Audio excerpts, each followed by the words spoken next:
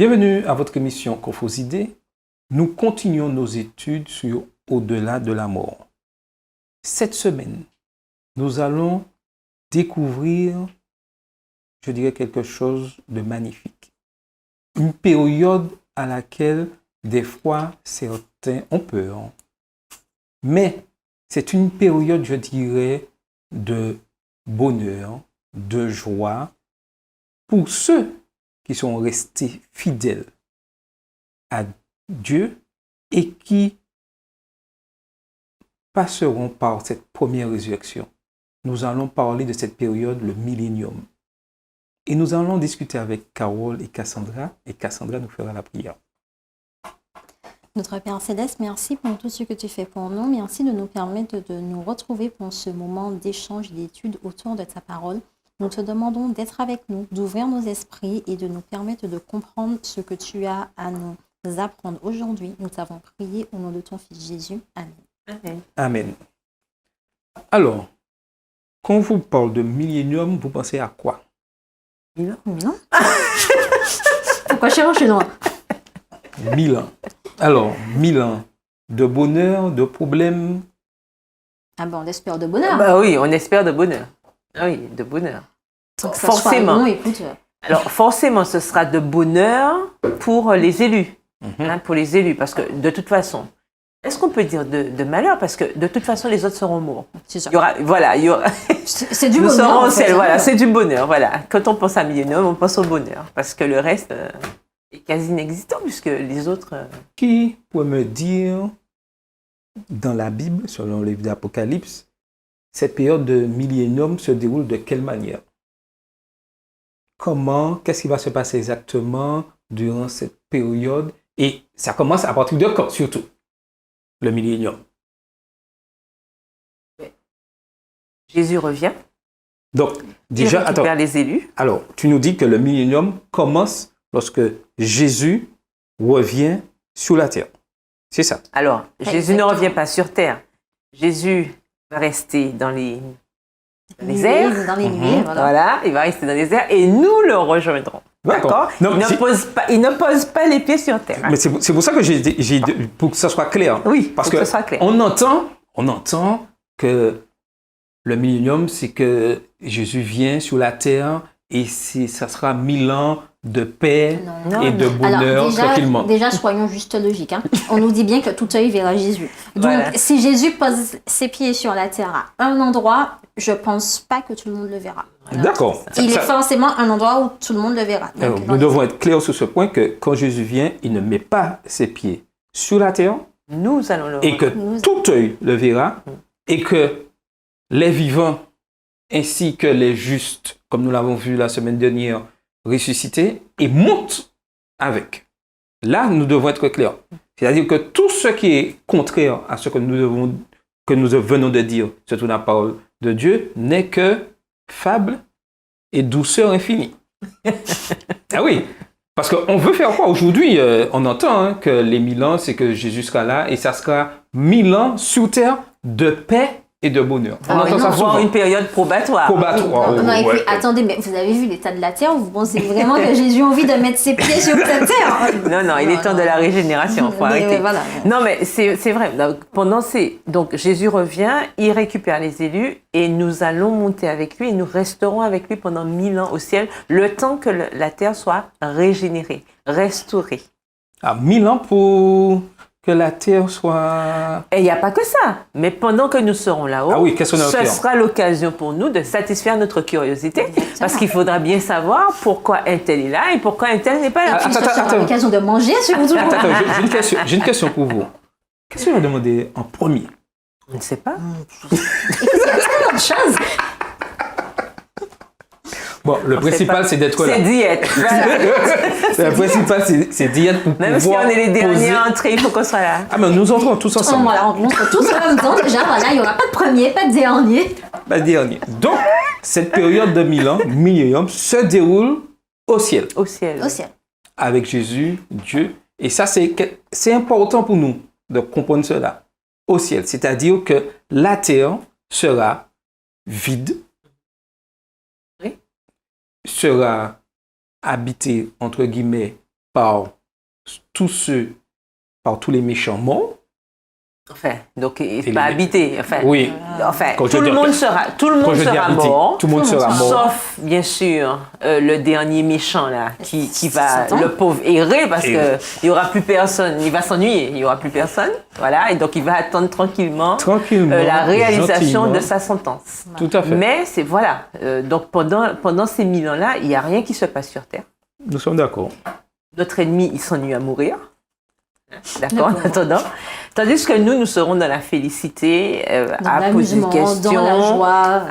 à demander, à constater justement pourquoi les choses se sont terminées ainsi. Nous aurons les réponses à nos questions, probablement. Voilà, normalement, c'est ce qui se passe pendant Tout à fait. ce temps-là. Et ça, c'est très important de comprendre ça. Et il nous est dit que la révision du millénium, au retour de Jésus, les martyrs fidèles reviendront à la vie. Apocalypse 20, les versets 4 et 5. Et avec les rachetés de tous les siècles, 1 Corinthiens 6, versets 1 à 3, ils participeront avec Jésus au jugement des méchants lors du millénium céleste. Alors, justement, précisons cette partie du jugement, puisque la semaine dernière, nous disions bien que le jugement sera terminé. Oui, tout à fait. Donc, nous comprenons bien que le jugement dont il est question ici, ce n'est nullement une investigation, puisque Non, qui tout dit à fait. investigation dit qu'il y a des chances pour qu'il y ait erreur ou qu'il y ait remise en question ou qu'on revoie une affaire. Alors que là, nous sommes certains qu'il n'y aura pas c'est le point de non-retour. Il n'y a pas de possibilité de retourner en arrière. On est d'accord? Donc, on ne refait pas le match pendant le millénium. Les choses sont faites ainsi, les carottes sont cuites et c'est tout. On ne fait que constater. Donc, le jugement ici, c'est dans le sens du constat. On constate, ben voilà, les élus et voilà les méchants. Et voilà pourquoi ils sont élus et voilà pourquoi ils sont méchants. Parce que lorsqu'on dit que les méchants qui sont morts se tiendront à la barre du tribunal, c'est pas dire qu'en personne, ils seront là. C'est-à-dire, au travers du récit de leur vie, ils seront là. C'est-à-dire que la sentence est déjà prononcée, c'est OK. Mais au récit de leur vie, il y aura...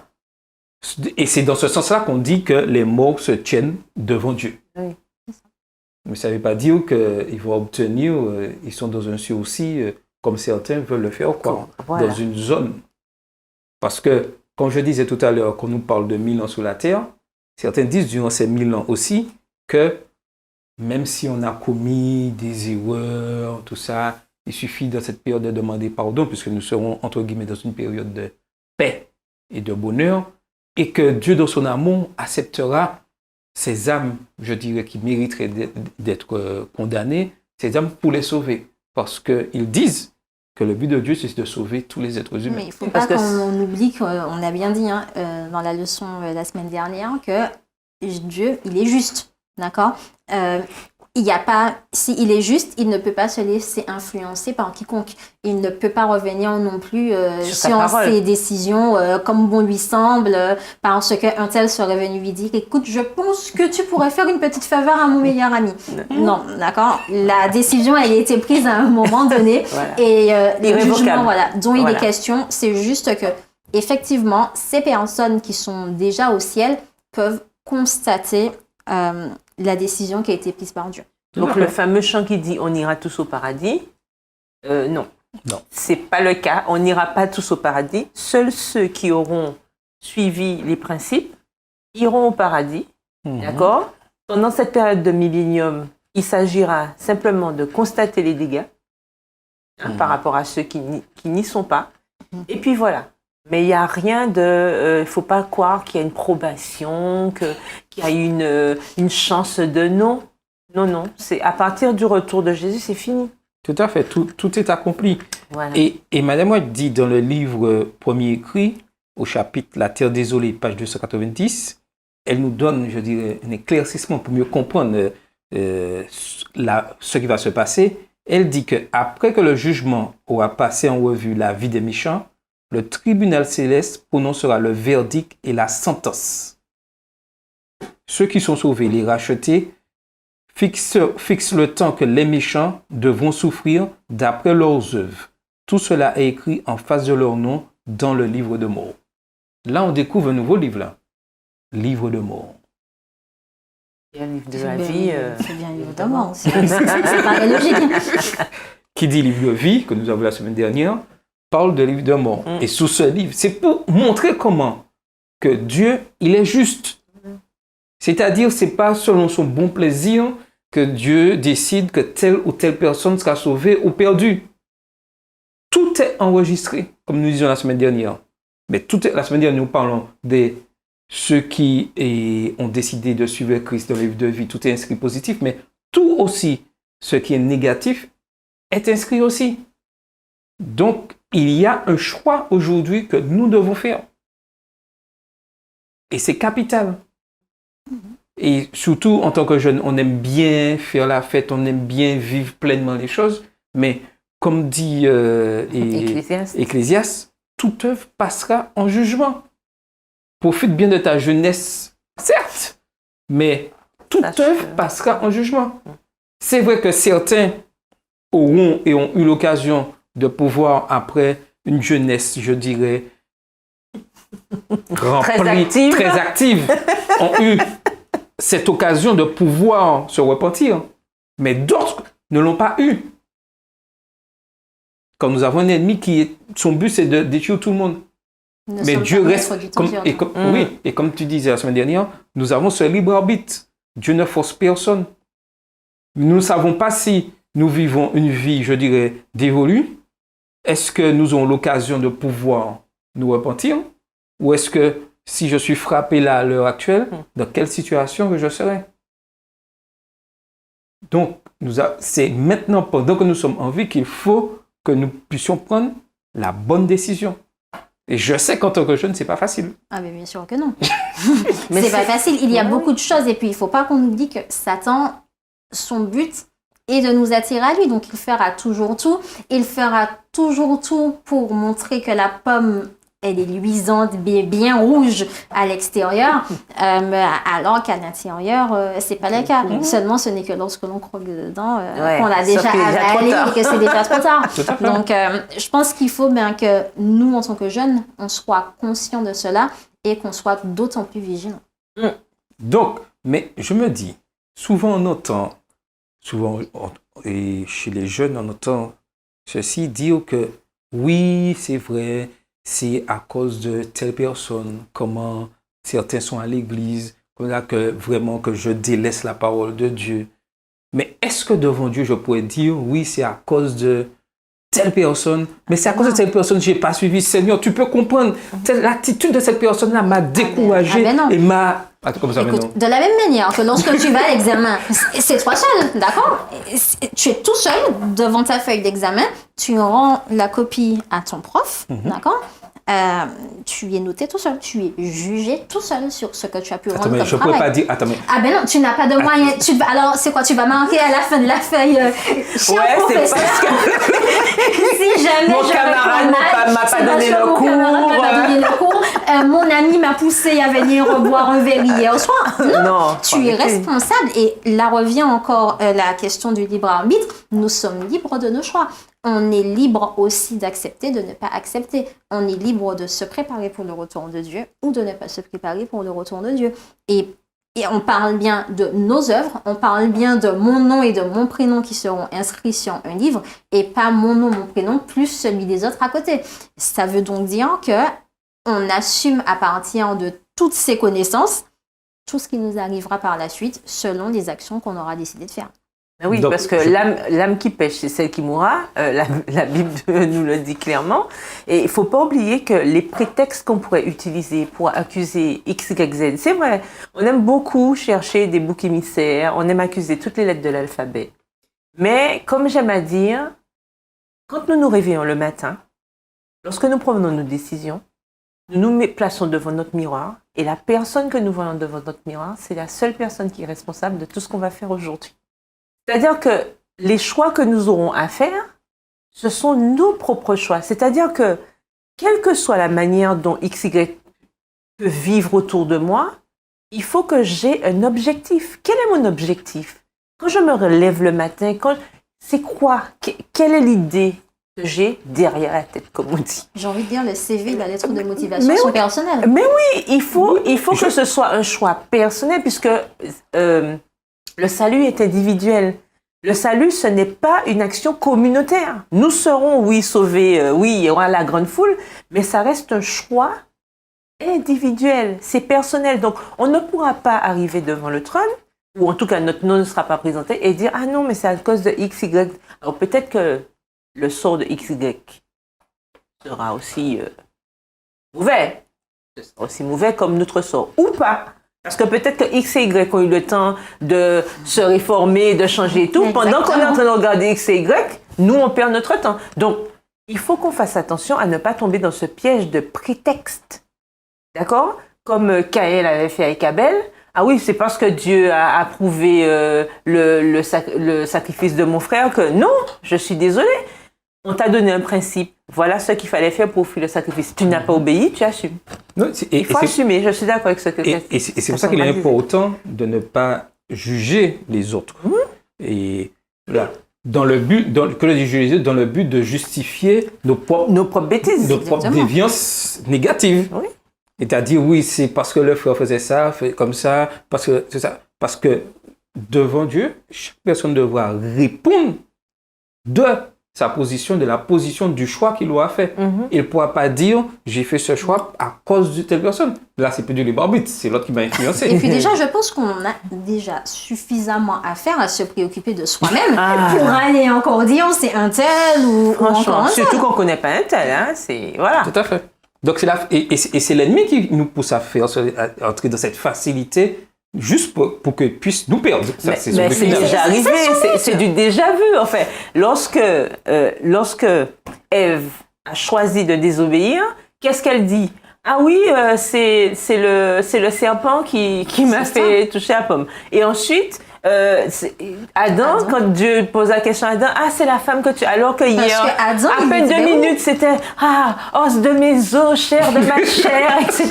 Parce que soyons clairs, à un moment donné, Adam était libre aussi de tirer son épingle du jeu oui, et de dire, mais en fait, non, il pouvait dire non. Il a choisi de suivre quelqu'un. Oui, tout à fait. Il était, c'est sûr, et ça, c'est bien que tu le dises, que Adam pouvait dire non. Parce que certains voulaient dire quoi? Que par amour, par machin, et que Dieu, étant donné les amis ensemble, que Dieu aurait trouvé. Si Adam avait dit non. Mais il faut être conscient aussi, je pense que c'est important de le rappeler, hein. Mari et femme unis formeront une seule chair, d'accord? Les âmes aussi, quand elles meurent, c'est chaque âme, d'accord? C'est chaque caractère. Tout à fait. Et Jésus donc, dit, c'est chaque personne aussi qui sera jugée d'une manière ou d'une autre. Et Jésus dit dans sa parole que un sera pris, un sera laissé dans le champ. Il dit que même dans un couple, un pour être pris et l'autre laissé. Voilà. C'est pour montrer que le salut, c'est individuel. Mais puis quand on meurt, de toute façon, dans un couple, le mari meurt ou la femme meurt, est-ce que l'autre meurt? Non. Déjà, dans la vie de tous les jours, on voit bien qu'il y a une séparation. On pense autrement. D'ailleurs, on dit bien, hein, les hommes viennent de Mars, les femmes de Vénus. Déjà, on ne pense pas pareil. Déjà, dans notre caractère, on est différent. Donc, il ne faut pas utiliser ça comme prétexte non plus. On ne pourra pas... voilà, il faut que ça reste un choix. Je pourrais pas dire nous sommes un, même chair, et dire que comme ma famille est sauvée, ou comme mon mari est sauvé, je suis sauvé. Mais c'est plus c'est ce que tu faisais jusqu'à présent. Je te conseille de revoir la copie. Nous sommes un, c'est purement idéologique. C'est-à-dire que nous empruntons le même chemin, nous évoluons ensemble. Nous avons le même but, voilà. Mais quand il s'agit de choix par rapport à Dieu, ça reste un choix personnel. Ok. Donc, verdict, sentence. Maintenant, quand on parle de verdict et sentence, il y a une exécution de la sentence. Ah bah bien sûr. Donc, les méchants, pendant les 1000 ans, sont jugés, sentence mort. Et qu'est-ce qui se passe? C'est quoi l'exécution de la sentence? Rappelons-nous que vous m'avez dit que nous sommes partis pour les 1000 ans, nous avons quitté la terre, et que sous cette terre, il reste les morts, ils sont là. Ils sont jugés. Maintenant, la sentence, ça sera quoi? Ben, de toute façon, ben, la sentence, C'est quoi? c'est la mort mort. éternelle. Voilà, C'est là que Ah oui, mais- devient en fait le mot, du moins la notion Alors, d'éternité. comment va se dérouler cette mort éternelle? Qu'est-ce qui se passe? Non, après les 1000 ans, Après les 1000 ans, qu'est-ce qui se passe? nous reviendrons sur Terre Oui. et ces fameux morts ressusciteront pour essayer de Ils vont ressusciter. Ah, non, mais attends, mais tu as demandé à quel moment la sentence Attends, mais quelle belle sera sentence! réalisée. Mais on ne t'a pas dit que la sentence est terminée, on ne t'a pas dit qu'il ressuscite. Et puis comment ça va être? Résurrection. Mais attends, on ne t'a pas dit qu'il ressuscite. Comment ça va il être? ressuscite Pour c'est quelque chose de mourir. mal- Hein. Pour- Ah bon? Ah ben pour oui. mourir. Non mais attends, il faut bien qu'on leur annonce à un moment Oui, donné. clairement ok. les choses, Vous c'est avez- pas dans la tombe puisque Oui. les morts ne savent rien. Voilà. Donc il faut qu'ils ressuscitent pour qu'ils comprennent, pour qu'ils entendent la sentence, effectivement, parce que on rappelle que ces gens-là ne seront pas, lorsque Jésus reviendra, ils ne seront pas tous vivants. D'accord? Il y a certains qui seront dans la tombe, donc ils vont continuer dans la tombe, mais il faut bien qu'à un moment donné, tout comme nous aurons entendu que pourquoi nous sommes sauvés, tout ça, ben, ceux qui sont sauvés, ben, il faudrait que les morts aussi sachent Tout de à quoi fait. il en retourne, et c'est pour ça qu'il y aura cette résurrection, afin qu'ils comprennent, voilà, vous Tout n'avez à pas fait. fait ce qu'il fallait, nous sommes désolés. Tout à au fait. revoir. Les méchants ressusciteront. Désolé, hein. Tout à fait. Et quelque chose à comprendre, que les méchants ressusciteront et verront de leurs propres yeux le récit de leur vie Exactement. et confesseront la justice de leur sentence. C'est-à-dire qu'ils vont reconnaître, Bah oui. Ah ben oui. ils vont être ressuscités, ils vont reconnaître que la sanction est juste. Mais, est-ce que reconnaître à ce moment que la sanction est juste, on peut être sauvé? Ben, comme on a déjà non. dit dès le départ, le jugement, il est investigatif, c'est- il est c'est terminé fini. en fait. Irrévocable. Irrévocable. On ne peut pas retourner en Donc, arrière. la sentence, c'est Parce que si finalement on pouvait retourner en arrière, pourquoi on devrait se casser la tête pour faire partie de ceux qui vont monter au ciel de voilà, la mort? c'est Si ça. c'est ça, je peux vivre ma vie comme je veux, et puis lors de la seconde mort, c'est juste 1000 ans que je n'aurais pas passé sur une éternité avec Jésus. À ce moment-là, Ça c'est pas prouvera. grave, je Ouais. demande pardon, et puis Non. au moins j'aurais profité comme je le voulais. Non. C'est tout à pas fait. le but. Et comme nous l'avons vu la semaine dernière, comme pour les justes, les méchants ressusciteront avec le même caractère qu'ils avaient de leur vivant. Ils reprendront à l'endroit précis où ils se sont arrêtés au moment de leur mort. Identique. C'est-à-dire que, pour montrer la justice de Dieu, c'est que les méchants, que les justes, les mêmes choses leur arrivent au moment de la résurrection. Ils reprennent leur cours de leur vie comme ils ont arrêté.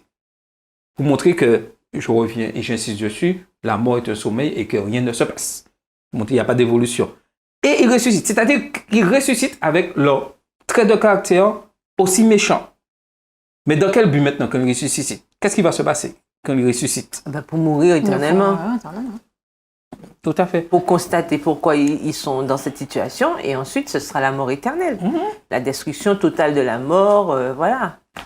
Tout à fait. Et on peut le lire dans le livre Tragédie des siècles, un livre vraiment magnifique que je conseille vraiment à tout le monde. C'est vrai qu'il est assez épais, qu'il y a beaucoup de pages. Et nous lisons à la page 543 au chapitre 42, ça fait quand même beaucoup, mais j'incite, je pousse chaque C'est jeune très à quand même instructif. à très instructif, surtout pour nous qui vivons à la fin des temps, découvrir des choses Un livre importantes. très actuel. Alors, elle nous dit, là se trouvent des rois et des généraux qui ont vaincu des nations, de vaillants capitaines qui n'ont jamais perdu une bataille, des guerriers fiers et ambitieux dont l'approche faisait trembler les royaumes. La mort ne les a pas changés. En sortant de la tombe, ils reprennent leur cours de leurs pensées là où ils les avaient abandonnés et restent altérés de la même soif de vaincre leurs ennemis. Mais oui, ça C'est-à-dire- me fait penser à ce qu'on a dit il y a quelques semaines avec la parabole de Lazare et de l'homme riche. Finalement, toutes nos œuvres servent à quelque chose, d'accord, ont une finalité par derrière. Et puis, bien sûr, si on était mauvais à un moment donné, qu'on n'a pas cherché à se repentir, eh bien, on aura ce qui va avec. Tout à fait. Et quand Jésus revient à ce moment avec tous les rachetés, il n'y a que deux groupes. Ceux qui sont à l'intérieur de la cité et ceux qui sont à l'extérieur de la cité. Oui, Donc, depuis aujourd'hui, nous devons tout faire pour savoir où nous voulons aller. Parce que c'est vrai, il y en a certains peut-être qui souhaitent être à l'extérieur de la cité. Ah, c'est leur choix. C'est leur problème, hein, j'ai envie de te dire. Dès que tu sais, comme on l'a dit, hein, c'est un choix personnel. Voilà, Dès que tu sais ce que tu veux, tu dois agir en conséquence. Oui. Quand tu décides d'avoir, je sais pas moi, de t'acheter un nouvel ordinateur, tu as vu le prix, tu sais ce qu'il te faudra faire pour obtenir les moyens financiers pour l'acquérir. Ouais, il faut Ben là, c'est assumer. pareil. Tout à fait. Et personne ne pourra dire, oui, on m'a forcé, on m'a pas dit. Parce que Dieu donne opportunité à tous les êtres humains à un moment de pouvoir se repentir. Même le pire criminel, même celui qui, là, on parle de généraux, ils ont eu l'occasion de répondre à l'appel de Dieu. Ils ont eu cette occasion, mais ils n'ont pas saisi. Et aujourd'hui, pour nous, pour chacun d'entre nous, pour chaque jeune, est donnée cette possibilité. Surtout que nous vivons à la fin des temps, nous voyons les choses. Et puis surtout, n'oublions pas que, là on le voit bien avec ce passage, notre grade, notre condition sociale ne va pas orienter notre finalité. Ce qui veut dire qu'on aura beau avoir eu tous les milliards d'euros du monde, toutes les richesses possibles sur la Terre, c'est pas ce qui va nous permettre d'aller au ciel plus tard. Ouais. Et peut-être que le petit paysan, par contre, qui vivait dans sa petite case, dans sa petite cabane en bois, lui, par contre, il pourra aller au ciel. De même que quelqu'un de riche aussi, avec tous ces milliards sur la Terre, pourra aller au ciel. Parce que finalement, c'est le caractère aussi qui va compter. Voilà, c'est ça. C'est tout à fait. C'est pas le niveau social, ce n'est pas là où on est né, c'est pas notre nationalité.